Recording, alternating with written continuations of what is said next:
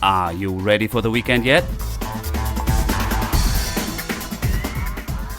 We have events, news, and a guest for you to enjoy this Lake Life weekend.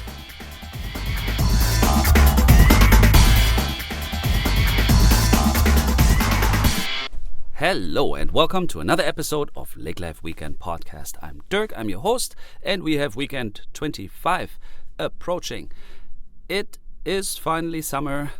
What is happening here in Lakes Country this season? Lots of rain, not so nice, but we took opportunity of a rainy day last weekend and we went to Alexandria to visit Carol Swenson, the executive director of the museum, the Legacy of the Lakes Museum, which is just a fascinating place. And I can only encourage you to visit and explore their exhibition about wooden boats, lures. I love the old motors, the outboard motors. There is displays. There are displays about the history of resorts in the area. Just a really nice field trip. And Alexandria is actually a hub and place anyways. I have only been there a handful of times, but nice to explore. Oh, there's another place. The Lure restaurant has just opened. You should check that out maybe too, right by the lake.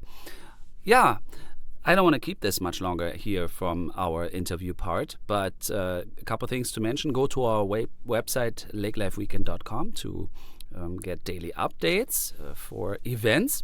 This weekend we have Pelican Fest in Pelican Rapids coming up. June 22nd is the longest day of the year already. I was out late yesterday till 10 and it was really still very bright. So let's enjoy this summer and the time we can spend outside. It's gonna get better here with the sun also next week. I'm excited about that. And please go to our Facebook page, Instagram page, share your Lake Life stories with us, pictures, anything. And also pick up our new magazine. It's out. We have delivered it all over the place. There's a list of pickup destinations on our website. And if you would like to have a copy shipped to you, please email us to hello@lakelifeweekend.com and we will mail you the latest summer issue of our magazine, which is filled with content, stories, road trip ideas, recipes, all kinds of nice things about lake life. Yeah, thank you for tuning in. Have a wonderful weekend and enjoy our interview with Carol Swenson.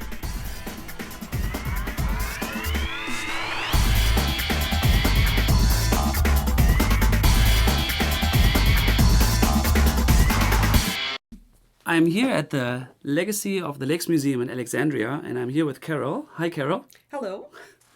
And we want to capture the story about a hidden gem in our area. It's a museum with a great collection of wooden boats and other historic items about Lakes Country. And before we dive into the collection, Carol, introduce yourself a little bit. Sure, thank you. And I just want to say thank you for coming and being here and taking an interest in the museum. It is a hidden gem. But I am from the area. I grew up on a farm about 60 miles south of here and graduated from Murdoch Public Schools and went to the University of Minnesota Morris. And after graduating from there with a teaching certificate, I actually taught junior high in Alexandria for a couple of years fresh out of college. So that's it's fun to be back in that respect. And then also just after that, I became the director of the Otter Tail County Historical Society and worked there for a number of years. And that's really where I got in my background in museums and history. Historic preservation was a strong interest of mine and loved that. And then from there went to St. Paul and worked with the Governor's Residence Council, which is a group that I was staffed a group that oversees preservation and maintenance of the governor's residence for the state of Minnesota. And then went on to work on my master's in geography at the University of Minnesota. So that's... You were engaged with education and community preservation, and that led you to become the executive director of this newer museum. In our pre-talk, I learned that we are a very young museum. We're only 15 years old, and you arrived here last year. This is your second year as the executive director. That's right. And tell us a little bit about who founded it, why, and what can we expect when we come to Alexandria? It was founded by a group of people who had a passion and a love for wooden boats, and they got together and worked on their wooden boats and had fun on the lakes, sharing them, and they decided it would be really fun to create an opportunity to share this with other people. And so the notion of a museum kind of took hold, and that was in the late 1990s, and then by 2004 they had put together an exhibit space inside the Runestone Museum, which is just nearby. Yep. And after a couple of years being there, they wanted to expand and to grow, so they bought an old maintenance building from the city of Alexandria and renovated that, and it took off from there.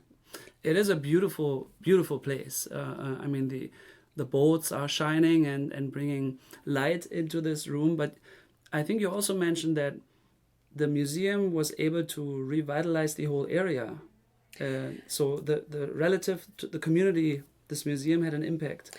That's right. And the people who were involved in founding the museum also had a bigger vision of what does the museum bring to the community, as well as, just being a place where they can get together and enjoy their interests and hobbies. But, really, how can they contribute to the larger community? And began envisioning where a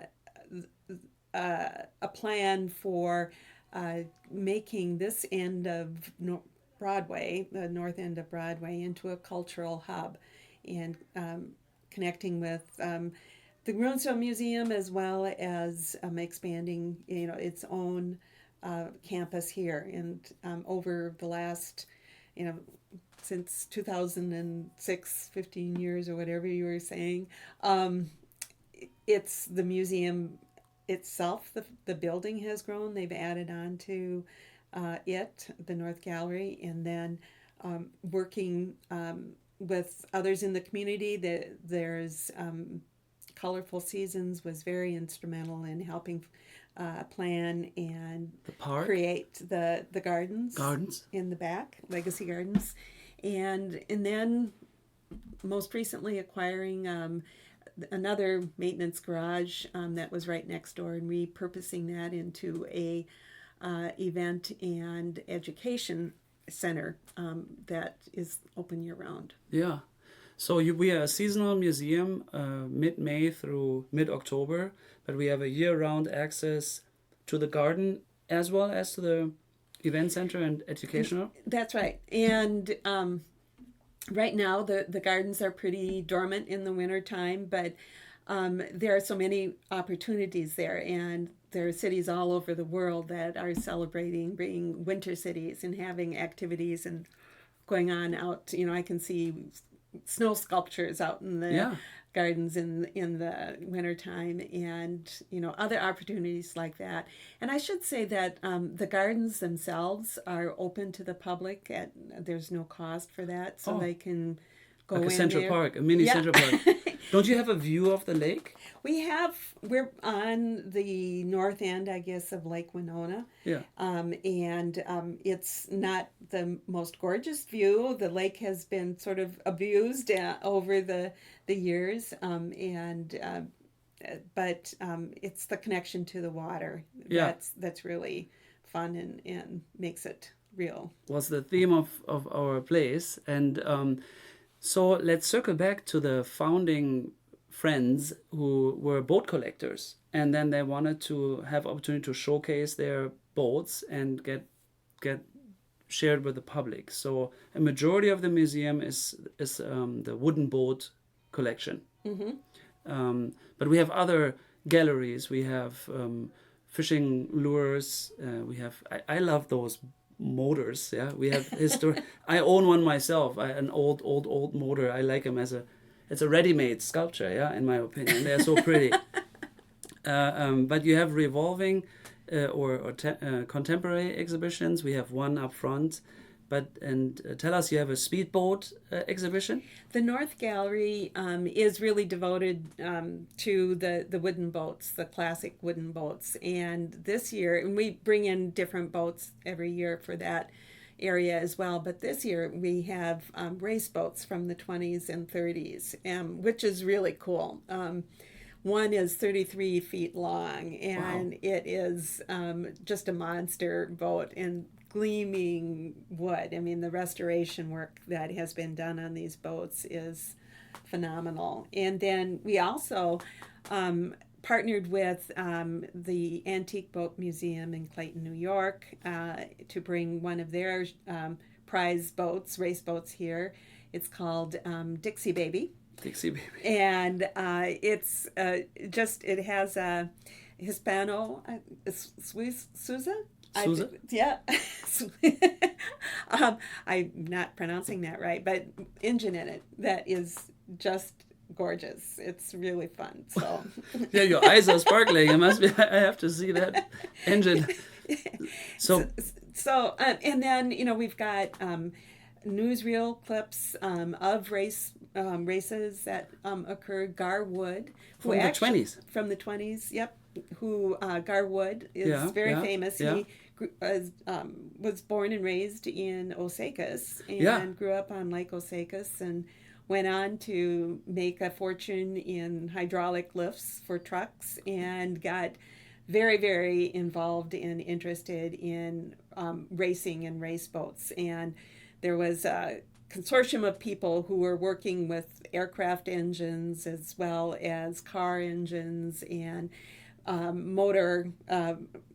watercraft engines, and trying to figure out how do you get that speed. And it's a wonderful, too long for me to get into here, but a wonderful story of the war and bringing, not really espionage, but high-level secret meetings and lots of competition that they had. And these wooden race boats, it's kind of like they designed them and ran the engines, as fast as they could, and they were always exploding and falling apart because they didn't have the ability to withstand the really? Power of the engines. Yeah.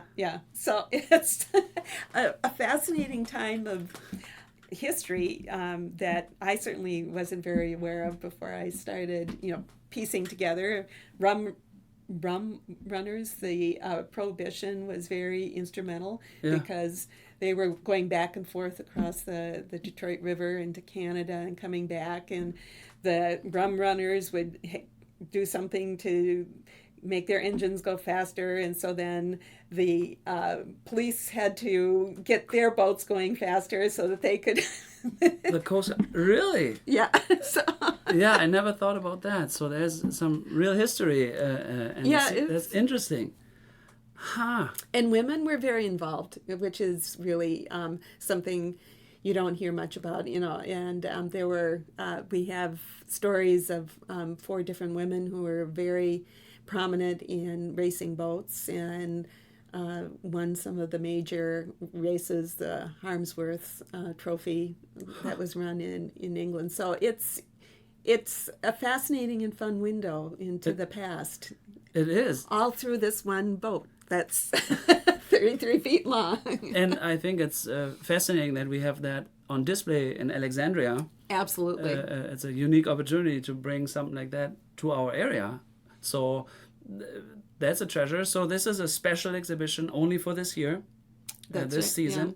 Yeah. And then besides that, the permanent collection includes glimpses or look history for resorts and other boats. What other galleries can we expect when we go through the doors? We have an exhibit that features the Alexandria Boat Works, which is goes way back to practically the founding of the city, and it actually is just across the street from, or it was, where the museum is now, and the area around the museum used to be a working class neighborhood, and there's one house left that is right next to the museum, and a family that's owned it for generations still comes there. But the Alexandria Boat Works was a very big deal and an important industry in the community. And then we also have an exhibit of just Minnesota boat builders, and so it's the Larson, and there's the Falls Flyer that is from the Little Falls area. We've got examples of those boats. So it's we have, as you were mentioning too, and then the fishing gallery is really interesting, which has tells the story of the fishing guides that were so instrumental in the success of the resort industry here in the area. And then it has, I don't know how many hundreds of lures that you were talking very about. Pretty, actually. Yeah, that kind of tracks the evolution of lures, along with changes in technology and materials and so on. So that's quite fascinating as well.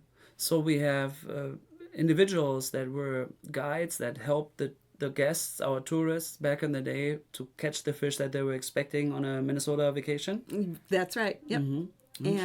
And fishing guides are still a very important part of the resort and summer tourist season here in Alexandria. So. Yeah. No, I didn't. I went fly fishing once with someone who was a guide, and I did a podcast with him too, where we are from, in Perham area. But yeah, so tourism is our biggest industry. So with the museum, are we trying to capture a little bit of everything around the lake's history? It started out being really focused on antique and classic boats, and that have been restored and capturing that history. And a few years ago, the board went through a planning process and kind of reflected on the future and what are the opportunities, and broadened the scope of the museum to look at lake life and lake culture, and how to preserving that and telling those stories and celebrating that life, and in turn the importance of lakes in the quality, water quality, and that sort of thing. Originally, the music organization was called the Minnesota Lakes Maritime Museum, and with the slight change in the interpretive plan and kind of broadening the scope, they changed the name to Legacy of the Lakes Museum. Mm-hmm. And so that's our new and very exciting mission. And we also just completed a 5 to 10 year exhibit planning plan. So with that, we are wanting to look at how do the exhibits evolve into the future, what new stories can we be telling, how can we tell some stories better, and how do we keep the museum fresh and interesting for the people who live in the community, and as well as the people who are here just visiting for a short period of time. Interesting, I find in the past 5 years, this term lake life and the lifestyle got more spotlight than ever before. Is that a true statement, do you think? You said like lake life and the culture. We are trying to preserve now what that all meant. We never really recorded it, or we just lived it. I mean, it was so normal, right? Yes, I think that is Right. It's very special.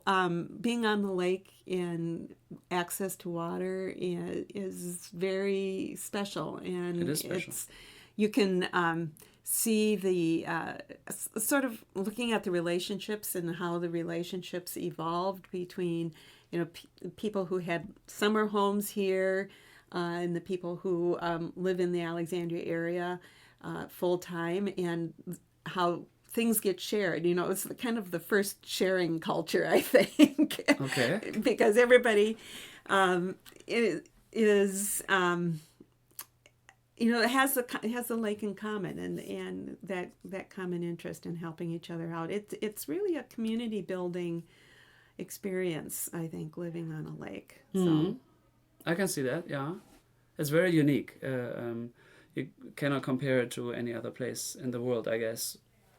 It's a very special lifestyle, and I like that. One thing you mentioned, the educational center. I really enjoy education and learning something. So it's not just an event center. So do you want to do more outreach or connecting to the audience? What can they expect to learn? What we are envisioning is that space facility just opened up late last year, and so we're still it's still growing, and we're figuring things out. But there's the aspiration to use the education center, during the winter time, especially for more opportunities for education and classes. That's because we are a seasonal museum. Yeah. We close at the end of October, and it's limits what we have been doing with school kids and different things. And we see this boathouse as an opportunity to expand that area and to keep more activities and going on throughout the year, educational particularly. Yeah. Isn't one of the obstacles for a museum like really to engage the audience? Like, would that be a place where we can have them not hands-on? I mean, in a museum you shouldn't touch anything, but like, is that maybe some looking into the future, how we can keep in a museum attractive enough and not thinking of an old dusty place? Right. And I think you were talking about where people can make things, and we would like to have more interactive exhibits, as well. But we do classes with kids. Make and take is the Make a little bowl. term that we use, and see if it sails and take it home with you, and Okay. different activities like that, as well as opportunities for workshops around boat restoration or boat building or fishing, or a number of different things, topics, that. No, interesting. I like that. Okay. Yeah. No, that's a good way, I guess.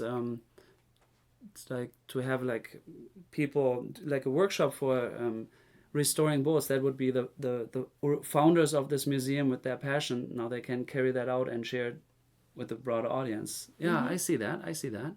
What's your favorite piece in the collection? Do you have something?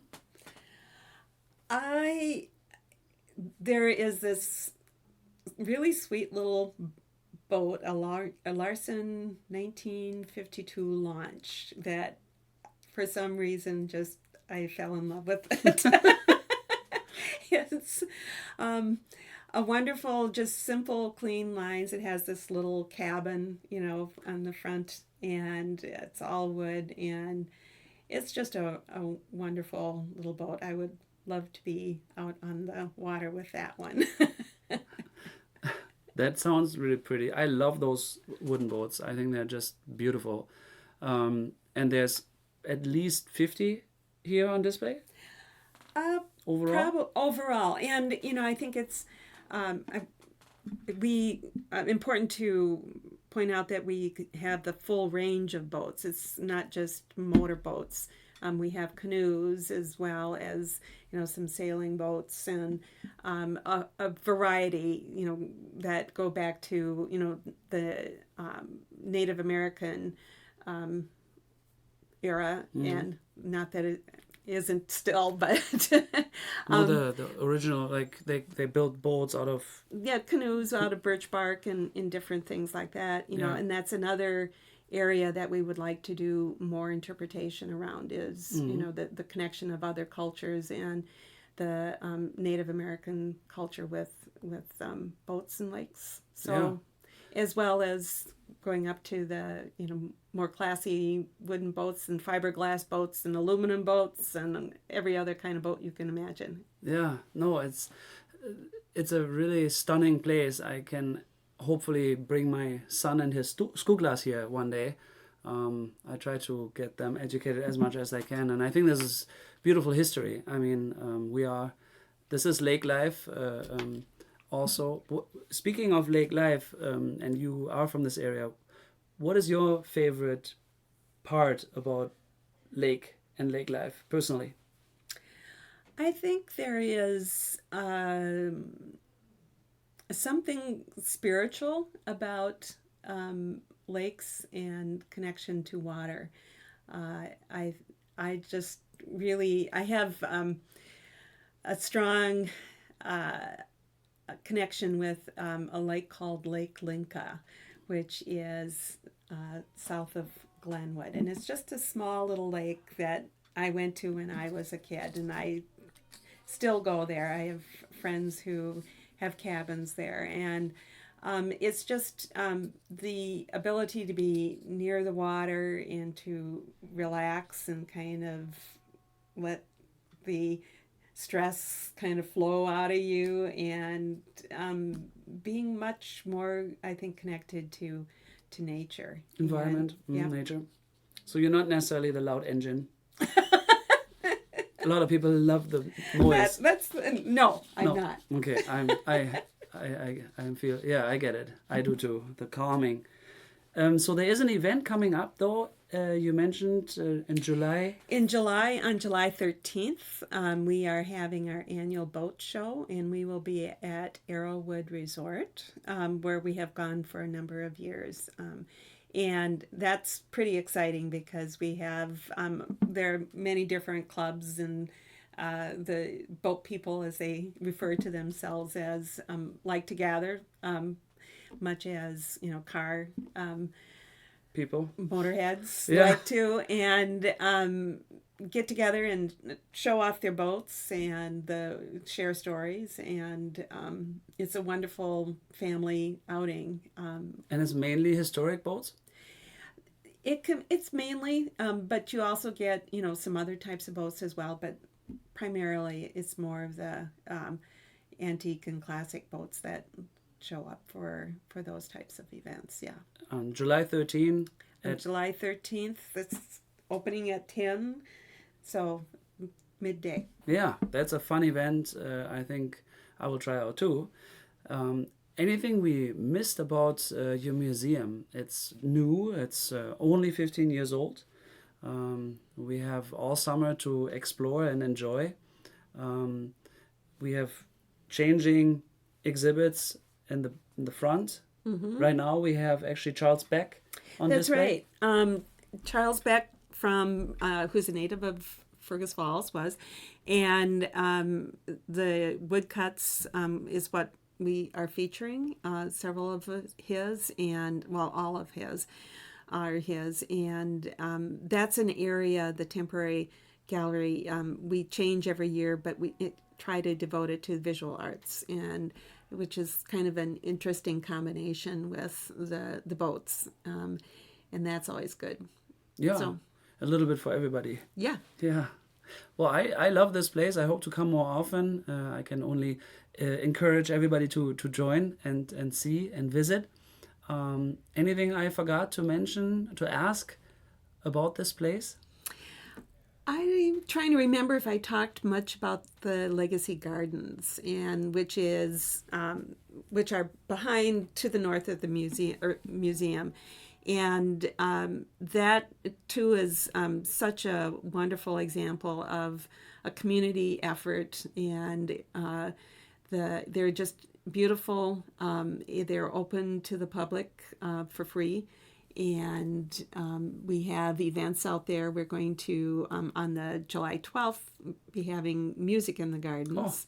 And we also are doing another concert on July 26th. So Okay.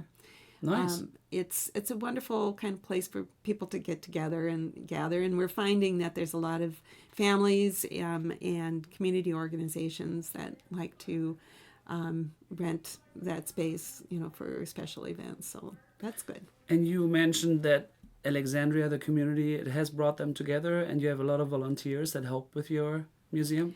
That's right, we do. And the interesting part about the museum, from an organizational and community building perspective, is that it really does bring together the summer people, so to speak, as well as the year-round residents, coming together around their shared interest in lake culture and lake life. And I think we couldn't do what we do without the volunteers coming in, and it's a good way for people to get to know each other. We have gardeners who come in, and they have their area in the garden that they tend all summer long, and it's the joy and the love and the spirit of the people is really comes through in the museum itself. And by the way, it's not a small place. It's thousands of squares. Like, how many rooms do we have? I mean, it always sounds like small, but it isn't. We have a lot of space, and we have 5,000 people go through every year, you said?